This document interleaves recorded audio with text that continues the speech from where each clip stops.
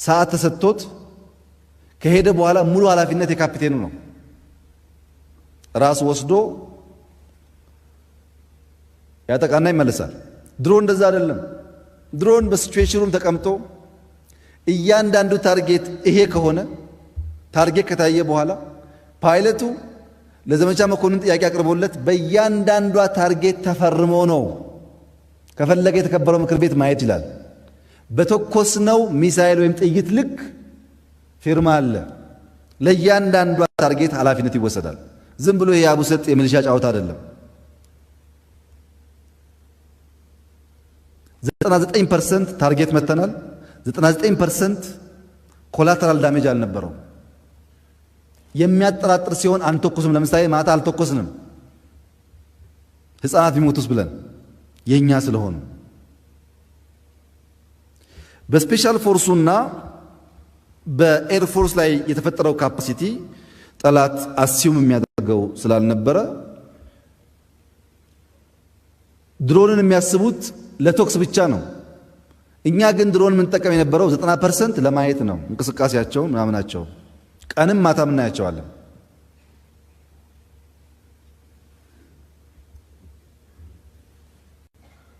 ከሲቪሊያን ዳሜጅ ጋር ተያይዞ ከፍተኛ ጥንቃቄ ተደርጓል። ቤትም ዓለም ውጊያ በ3 ሳምንት ውስጥ ሁመራ ላይ፣ አዲጎሹ ላይ፣ ዳንሻ ላይ፣ ሽራሮ ላይ፣ አዳሀገራይ ላይ፣ አድዋላ ላይ፣ አድነብሪድ፣ አድዳሮ፣ ሽሬ፣ ሰለክለካ፣ አክሱም፣ አድዋ፣ አዲግራት፣ ዳጋሙዝ፣ ዛላምበሳ፣ መቀሌ አንዲት ከተማ አንድ ሰው አልገደለም። መከላከያ የማንም ሀገር ወታደር ቢሆን ከዚህ በለጠ ብቃት ማሳየት አይችልም።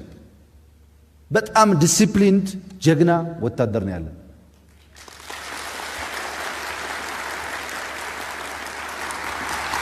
መቀሌ ልታፈርሱ ነው፣ መቀሌ ልታረጉ ነው ያልተባለ ዘመቻ የለም። መቀሌ እኮ የኛ ነው፣ በእኛ ሀብት የተገነባ እኮ ነው። እንዴት እናፈርሰዋለን? አንድ ሰው በመቀሌ ኦፕሬሽን አንድ ሰው አደጋ አልደረሰበትም። ስፔሻል ፎርስ ስፔሻል ሰርጀሪ የሰራው ነገር ግን ጥያቄዎች ይነሳው። ለምን ስፔሻል ፎርስ ብቻ? ለምን አየር ኃይል ብቻ? ሜካናይዝድ ለምን አልሰራችሁም የሚል ጥያቄ ደግሞ ይነሳል። ምክንያቱም ሰው መጠየቅ አይቸገርም፣ መስራት ነው የሚቸገረው። ሜካናይዝድ መስራት ያልቻልንበት ምክንያት ብር ይፈልጋል ወገኖቼ። አንድ ታንክ ስንት እንደሆነ ታውቁታላችሁ ገንዘቡን። ያን ሁሉ ሀብት አሁን ባለንበት ሁኔታ መፈጸም ያስቸግራል። ነገር ግን ይሄ ጁንታው ሰርቆ ከመከላከያ ሰርቆ የሚጠቀምበት ሚሳኤል ሮኬት እጥፍ ቁጥር የሀገር መከላከያ ሚኒስቴር አለው። ከፈለጋችሁ ዛሬ ማጎብኘት ትችላላችሁ። እኛ እጥፍ ቁጥር ካፓሲቲ ላይ እነሱ አያውቁም። እንዳልኳችሁ ስለሆነ ከስፔሻል ፎርስ ጋር የተገነባ ስለሆነ አንድም ሮኬት ትግራይ ክልል አልተኮስንም። አንድ ሮኬት በቁጥር እጥፍ ነው ያለን። ማን ላይ ነው ሮኬት የምንተኩሰው? ሮኬት ማለት በኪሎ ሜትሮች ሳታየው ሄዶ የሚወድቅ ነገር ነው። ማን ላይ ምን እንደሚያመጣ አይታወቅም። የኛ ፓይለቶች ሄደው ሲቪሊያን አሉ ካሉ ከነቦምባቸው ይመለሳሉ። መወሰን ስለሚችሉ በድሮን እያየን ስለምንወስን አናደርገውም። በሮኬት ግን አደገኛ ነው። የተሻለ ቁጥር ቢኖረንም ሀገራችን ስለሆነ አላደረግነውም። እኛ ጁንታ አይደለንም። በኃላፊነት ነው የምንሰራው። ሜካናይዝድ ገንዘብ ነበር ችግሩ። ሁለተኛው ችግር መላው የኢትዮጵያ ሕዝብ እንዲገነዘብ የተከበረው ምክር ቤት እንዲገነዘብ ፈልገው ብዙዎቻችን በፌስቡክ ነው የምንዋጋው። ባለፈው 1 ዓመት ተኩል መከላከያን ትንሽ ከፍ እናድርግ ብለን ሰፋፊ ምልመላዎች ለማድረግ ሙከራ አድርገን ነበር። ሌላውን ክልል ተውትና ከኦሮሚያና ከትላልቅ ክልሎች 1000 ሰው ማግኘት ምጥ ነበር። ሰው ወታደር ለመሆን አይፈልግም፣ ግን ሀገርን አትከላከልም፣ ቅድሚያ እርምጃ አትወስድም። ይሄ ለፌስቡክ እንጂ ለተግባር አይሆንም። ለመመልመል ፍላጎት አልነበረም።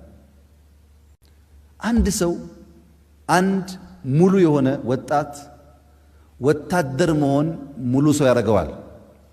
በብዙ ሀገራት 18 ዓመት የሞላቸው ሰዎች 6 ወር 1 ዓመት ግዳጅ ፈጽመው ነው ወደ ስራ የሚገቡት። በእኛ ሀገር እሱ የለም። እንዴት ውትድርና ስትመለምል ሰው 100 ሚሊዮን ያለበት ሀገር 5,000 10,000 ማግኘት ፈተና ይሆናል? የኢትዮጵያ ሕዝብ ሊያስብበት ይገባል። ይሄ አደኛ ነው።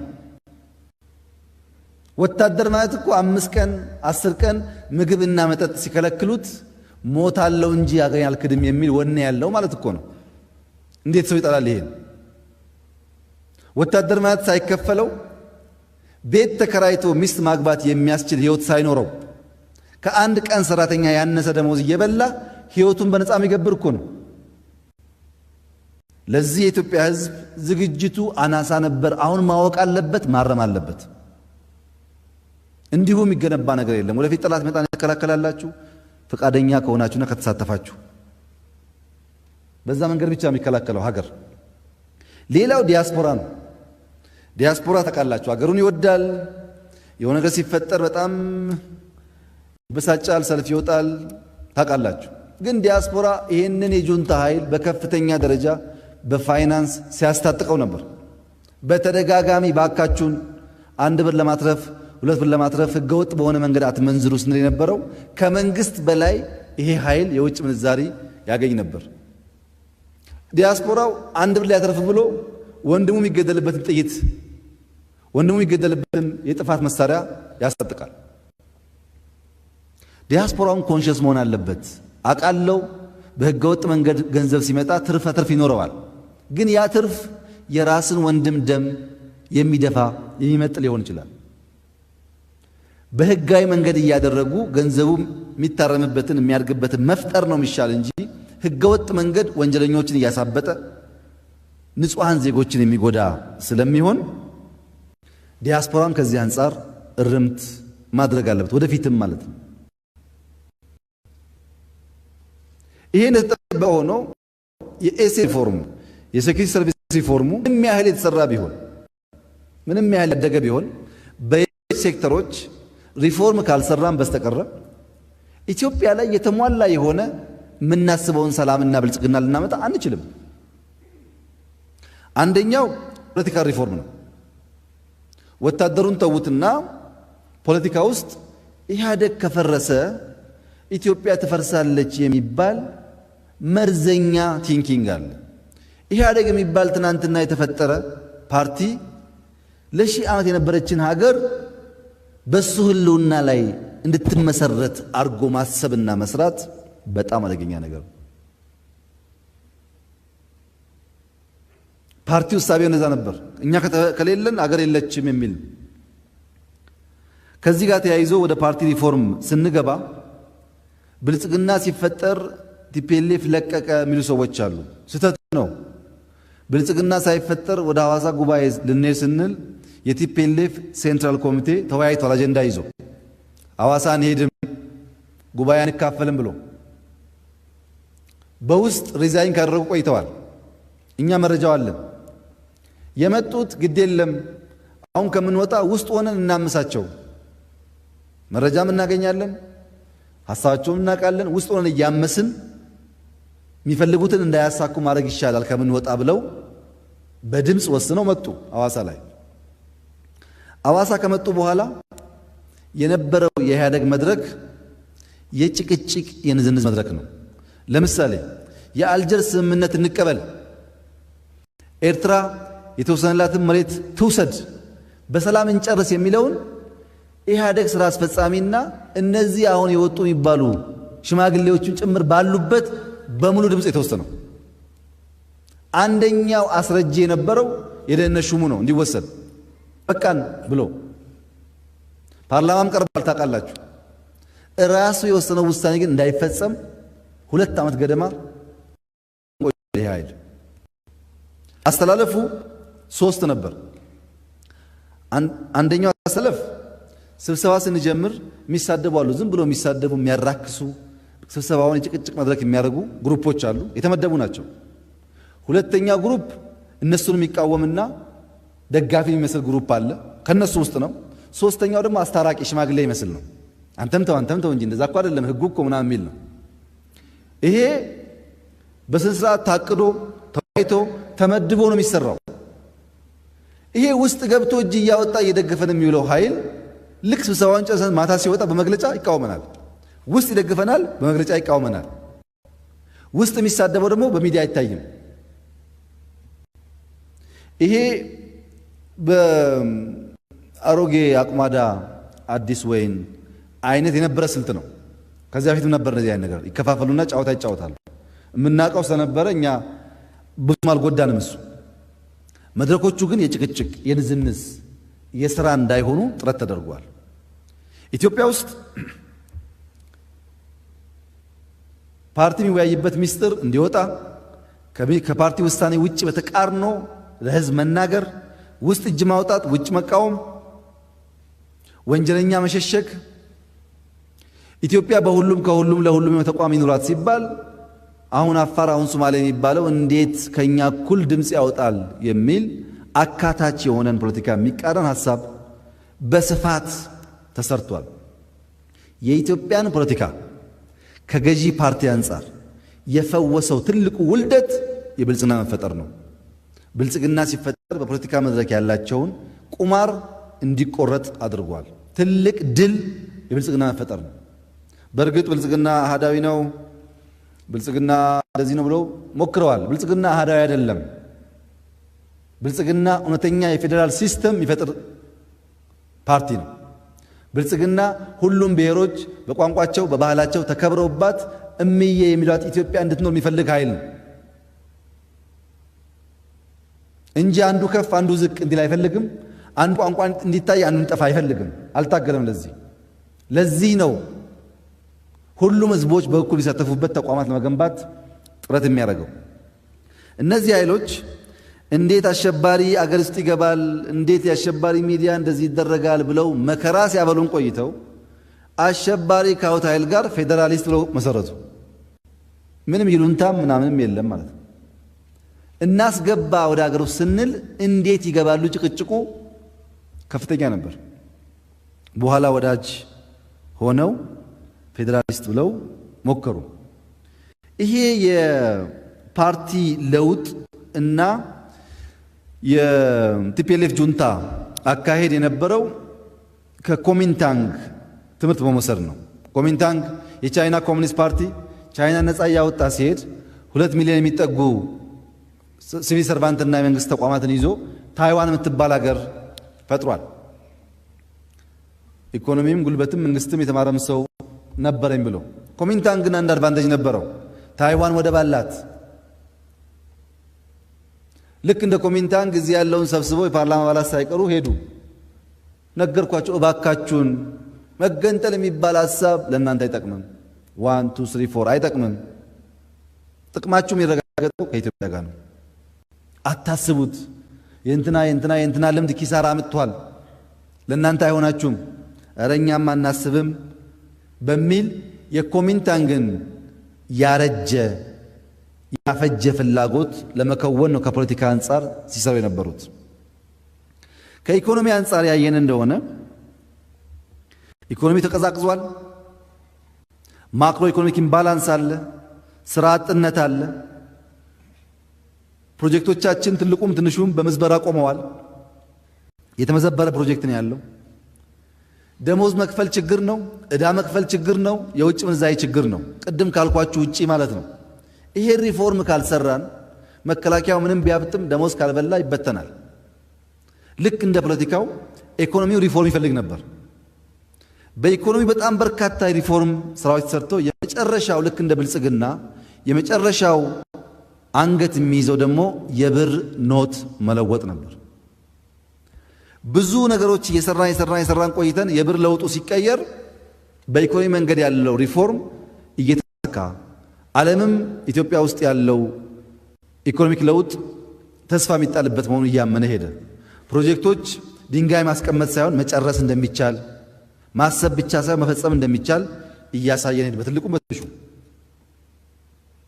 በነገራችን ላይ ለጊዜ ብዬ አልገባም እንጂ ልክ እንደ መከላከያ የመንግስት የልማት ድርጅቶች፣ የኢትዮጵያ የባንክ ሴክተሮች በሙሉ ልክ እንደ መከላከያ ታጠሩ ነበሩ። ለኤክስትራክሽን ለስራ አይደለም፣ ሀብት ኤክስትራክት ለማድረግ። በመከላከያ በደህንነት ያለው ፎርማት እንዳለ በኢኮኖሚ ሴክተር አለ። በቴሌኮም አለ፣ በኤልፓ አለ፣ በስኳር በሁሉም አለ። እዛ ውስጥ አልገባም። ኢኮኖሚክ ሪፎርሙ ግን በጣም ክሪቲካል ነበር። ሶስተኛው ክሪቲካል ሪፎርም የሚፈልገው ህጎች ላይ ነው። የህግ ሪፎርሞች ህግን በሚመለከት ኢትዮጵያ ውስጥ አፋኝ ህጎች፣ የፖለቲካ ምህዳር የሚያጠቡ ህጎች፣ የሚታወቁ ብዙዎች የሚቃወሟቸው ህጎች ነበሩ። እነዚህን በሶስት ከፍለን ሰራን። አንደኛ አፋኝ የነበሩ የፖለቲካ ምህዳር የሚያጠቡ ህጎች ማሻሻል። ለምሳሌ የበጎ አድራጎትና ማህበራት አዋጅን ብትወስዱ መደራጀት ስቃይ የሆነበት ሀገር ስለሆነ ትንሽ ፈታ ይበል ብለን ሰራን። እርግጥ እዚህ አካባቢ በጣም የተበራከቱ ኤንጂኦዎች ስራቸውን ብቻ ሳይሆን ሌላም ተጨማሪ ስራ እየሰሩ የማስቸገር ዝንባሌ ያላቸው እሱ የፈተሽን እርማት የምናደርግ ይሆናል። ግን አንዱ አፋኝ አዋጅ እሱ ነበር። ጥፋተኛውንም አልሚውን አፍኖ የያዘ። ሁለተኛ የምርጫ ቦርድ ማሻሻያ አዋጅ ነበር። ምርጫ ቦርድ ተቋም ሆኖ ቆሞ ኢንዲፔንደንት ዴሞክራቲክ ኢንስቲትዩሽን ሆኖ ታምኖ ተደራጅቶ የሚፈልገውን ስራ በህገ መንግስት አግባብ መከወን እንዳይችል በአዋጅ የታነቀ ስለነበረ ጠንካራ ተቋም እንዲሆን ለማድረግ የምታውቀው ስራ ተሰርቷል። ሶስተኛው የምርጫ ህግ ነው። የስነ ምግባር ህግ፣ የፓርቲዎች ምዝገባ አዋጅ ህግ በውስጡ የያዘ እንዴት ተመዝግበን በምን ዲሲፕሊን ስራ እንሰራለን የሚለውንም የሚያሳይ ነው። ቀድሞ የነበረውን በፓርቲዎች መካከል የነበረውን ጫና የሚፈታ ህጋዊ አግባብ የሚያሳይ ማለት ነው። ሌላው የሰብአዊ መብት ኮሚሽን ማቋቋሚያ አዋጅ ነው። ሰብአዊ መብት እንደምታውቁት የኛ ካድሬዎች የሚመሩት ተቋም ነበር። ከለውጥ በኋላ ተቋሙን አጠናክረን ካቋምን በኋላ መንግስትን ሳይፈራ ሪፖርት የሚያቀርብ ለፓርላማ መጥቶ ሳይቸገር ሪፖርት የሚያቀርብ ብዙ መጠንከር ያለበት ጉዳይ ቢኖርም ግን በንጽጽር ሊብራል የሆነ ነፃ የሆነ ጫና የሌለበት ተቋም ለመፍጠር ተሞክሯል። ሌላው አፋኙ ህግ የጸረ ሽብር ህግ ነበር። በሽብር ስም በጣም በርካታ ሰዎች፣ ቡድኖች ይሰቃዩ ነበር። አሻሽለናል እሱ። ከዚህ ሁሉ በላይ አስከፊው የማረሚያ ቤቶች አስተዳደር አዋጅ ነበር። ሰው ከታሰረና ህግ ፊት ከቀረበ በኋላ ጥፍር መንቀል፣ ጨለማ ቤት ማስቀመጥ፣ መግረፍ፣ ባልታወቀ እስር ቤት ማስቀመጥ የመሳሰሉ ሰብአዊ መብትን የሚጥሱና የሚቃረኑ አካሄዶች እንዲስተካከሉ፣ በቀለብ እንዳይቀጣ፣ በቲቪ ማየት እንዳይቀጣ፣ መጽሐፍ ማንበብ እንዳይቀጣ፣ ታራሚ እንዲሆን በአዋጅም በበጀትም ተደግፏል። ሌላ የሚዲያ አዋጅ ነው። እናንተም እንዳነሳችሁት ሚዲያ ከለውጡ በፊት ዌብሳይት እና ብሎገርስ ከ270 በላይ ብሎክድ ነበሩ። ኮንቬንሽናል ሚዲያ ጃም ይደረጋሉ። ጃም ማድረግ ካልተቻለ ደግሞ ዲሾች በየቤት ዲሽ እንዳይታሰር ይደረጋል። ታውቃላችሁ። እሱ ቀርቶ ሚዲያው ለቀቅ ይደረግ ሲባል በዚያው ልክ አቢዩዝ የሚያደርጉ አሉ። እሱን በህግ አግባብ በልምምድ እያረው መሄድ ያስፈልጋል። ግን እንደነዚህ አይነት አፋኝ ህጎች ለማሻሻል ከፍተኛ ስራ ተሰርቷል። ይሄ ስራ የተሰራው ካቢኔው ከለውጥ በኋላ ከሰኞ እስከ አርብ ስራውን ሰርቶ ቅዳሜ የካቢኔ ስብሰባ እያደረገ ነው። አብዛኛው ህጎች ያሻሻለው ቅዳሜ የሚባል የካቢኔ ስብሰባ ከለውጥ በኋላ የመጣ ነው አልነበረም። ተጨማሪ ጊዜ ወስደን እንስራ፣ በጣም ብዙ ውዝፍ ስራ አለ ከሚል የመጣ ነው። ከነዚህ አፋኝ ህጎች ውጪ በኢኮኖሚው ደግሞ የኢንቨስትመንት አዋጅ፣ የንግድ ህግ፣ የካፒታል ገበያ አዋጅ፣ በተለይ ደግሞ የግልግል ዳኝነት አዋጅ። የሚመጣው ኢንቨስተር በሙሉ ግልግል ሲባል ሌላ ሀገር ስለሚመርጥ እኛ በዩኤን ያለውን ህግ የተስማማን ሀገር ስንሆን ሆነን ስናበቃ የግልግል ዳኝነት ኢትዮጵያ ውስጥ ማድረግ የሚያስችል ቁመና መፍጠር እንችላለን በሚል ህግ ተሻሽሏል። እነዚህ ሁሉ ኢኮኖሚውን የሚያሳልጡ በዓለም አቀፍ ለንግድ ምቹ የሆኑ ሀገራት ተርታ ውስጥ ኢትዮጵያ የነበራትን ደረጃ የሚያሻሽል ብዙ ባለሀብቶች መጥተው እንዲሰሩ የሚያደርግ ነው። ሶስተኛው ግን ታላላቅ መድብሎች፣ ትላልቅ መጽሐፍ የመሰሉ መድብሎች ከ60 ዓመት በላይ የቆዩ ህጎች ተሻሽለዋል። በንጉሱ ጊዜ የነበሩ ከንጉሱ በኋላ ያልሰሩ ህጎች፣ የወንጀለኛ መቅጫ ስነ ስርዓትን ብንወስድ 60 ዓመት የቆየ ሰነድ ነው። ትልቅ መድብል ነው። ከንጉሱ ጊዜ በኋላ አልተሰራም። ከሪፎርም በኋላ ተሰርቷል። አሁን ያለውን ዘመን እንዲዋጅ ተደርጎ ተሰርቷል። የንግድ ህግ፣ የወንጀል ህግና ስነ ስርዓት፣ የማስረጃ ህግ ትላልቅ መድብሎች ለረጅም ዓመታት ያልተሰሩ በህግ ሪፎርም ተሰርተዋል።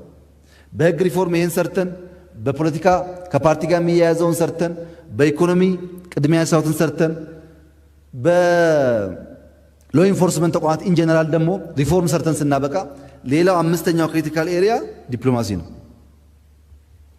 ዲፕሎማሲ ላይ ሁለት ችግሮች አሉ። አንደኛ ወደብ አልባ ሀገር ኢትዮጵያ ወደብ የላትም። ሁለተኛ ጂኦፖለቲክሱ ኢትዮጵያን ማዳከም የሚፈልጉ ኃይሎች ብዙ ጊዜ በዘመናት የሚታዩ አሁንም አክቲቭ ሆነው ያሉበት ሁኔታ አለ። ጎረቤቶቻችንን ካልያዝን ፈተና ይገጥመናል የሚል ሐሳብ ነበረን። ደሞ አየነው በተግባር ዘንድሮ ከኤርትራ ጋር ታርቀን ባይሆን ኖሮ ምን ሊፈጠር እንደሚችል መገመት ያስቸግራል። መታረቃችን የግለሰቦች አለመሆኑን መታረቃችን የህዝቦች መሆኑን ከኤርትራ መንግስት በላይ የኤርትራ ህዝብ በተግባር አሳይቶናል። እሱም በኋላ መጣበታለሁ። ሶማሌ ስንሄድ እኛ እኮ እናንተን አናምናችሁም፣ በክልል ከፋፍላችሁ የምታባሉን እናንተ ናችሁ፣ የእናንተ መንግስት ነው ይሄን የሚያደርገን፣ በጣም እንጠላችኋለን የሚል ሳይደብቁ ነገሩን። ሳውዝ ሱዳን ስንሄድ አሁን እኮ የምንባላበት ነገር በሙሉ የእናንተ ውጤት ነው፣ በኢጋድ ውስጥ ስዩም መስፍን የሚባል ሰው መድባችሁ አባልቶን አከፋፍሎ ወጣ፣ ልንታረቅ አልቻልንም። እናንተ እኮ ጎረቤት በሙሉ እናንተ እኮ ብሎ የሚጠላት ሀገር ነበረች ኢትዮጵያ። የተከበረው ምክር ቤት ማወቅ አለበት ይሄ እዚህ የኖ መከፋፈልና ማጣላት ውጭም ነበረ። በጎሳም በምን መከፋፈል ስለነበረ ከፍተኛ ጥላቻ ነበራቸው እኛ ላይ። ይሄን ለመጠገን የጎረቤት ሀገራት አጋርነት ማጠናከር አለብን። ሚዛን መጠበቅ አለብን።